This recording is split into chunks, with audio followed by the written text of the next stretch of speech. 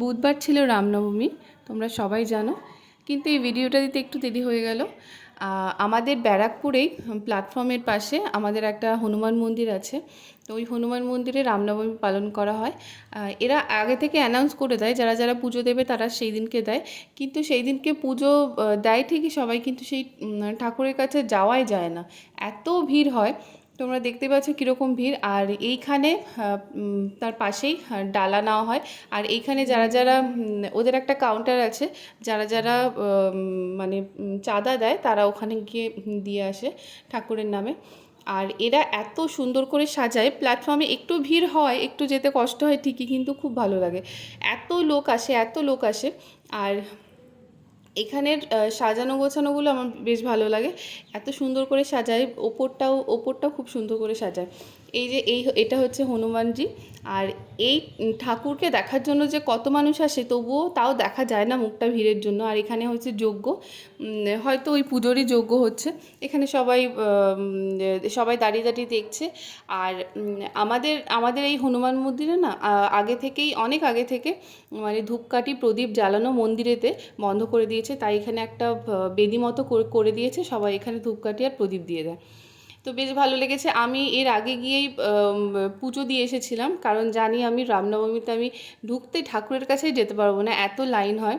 আর ওরকম গরমের মধ্যে ঠাকুরের সেরকম তো পুজো হয়ও না সেই দিনকে। এর জন্য আমি আর সেই দিনকে পুজো দিইনি, তার আগে গিয়ে দিয়ে এসেছিলাম।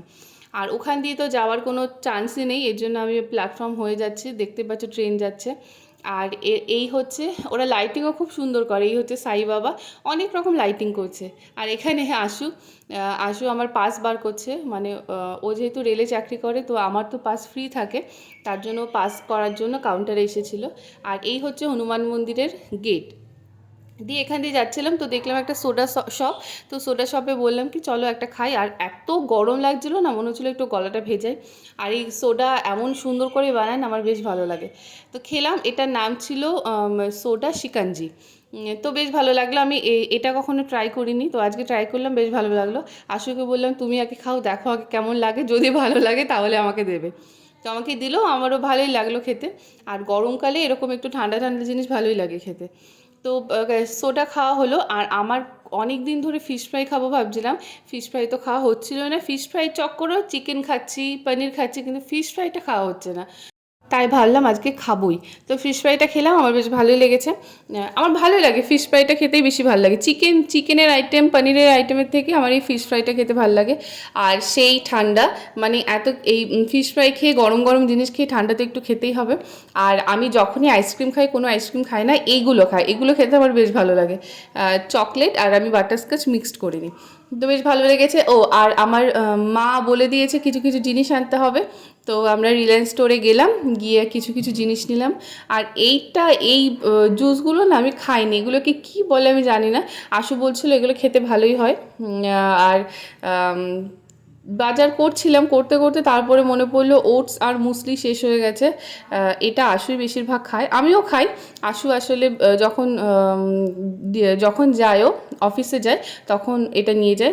বেশিরভাগ বিকেলের দিকেও খায়, এর জন্য এটা নিয়ে যায়। তো ওটসটা আর মুসলিটা শেষ হয়ে গেছিলো, বললাম নিয়ে নাও যখন এসেছি। আরও কিছু টুকটাক ছিল, সেগুলো নিলাম। তারপর বাড়িতে আলু শেষ হয়ে গেছিলো, আলুটাও নিতে হতো, আলুটা নিলাম। আর এই যে আরেকজনের গরম লেগে গেছে, দোকান থেকে তুলেই হাওয়া খেতে শুরু করেছে, আর আমাকেও দিচ্ছে। আমার তো ভালোই লাগলো, হাওয়া খাচ্ছি আর বসে বসে গল্প করছিলাম।